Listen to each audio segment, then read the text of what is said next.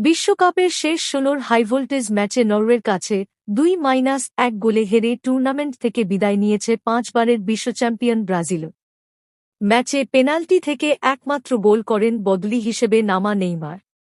তবে গোলের চেয়ে বেশি আলোচনায় এসেছে পেনাল্টি নেওয়ার আগে নরওয়ের গোলরক্ষক ওরিয়ান নিল্যান্ডের সঙ্গে তার কথোপকথন।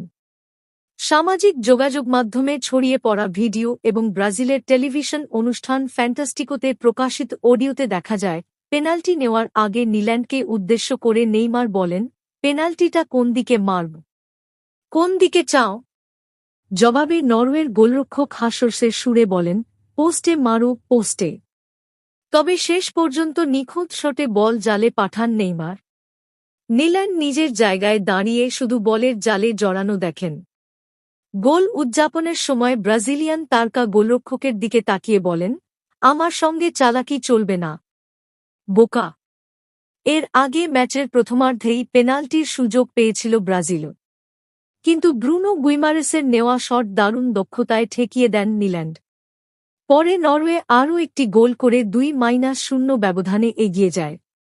ম্যাচের যোগ করার সময় নেইমারের পেনাল্টি থেকে ব্রাজিল একটি গোল শোধ করলেও হার এড়াতে পারেনি। এই জয়ের ফলে কোয়ার্টার ফাইনালে জায়গা করে নিয়েছে নরওয়ে। অন্যদিকে শেষ ১৬ থেকেই বিদায় নিতে হয়েছে ব্রাজিলকে। ফলে ২০০২ সালের পর বিশ্বকাপ শিরোপার অপেক্ষা আরও দীর্ঘ হল সেলেসাওদের।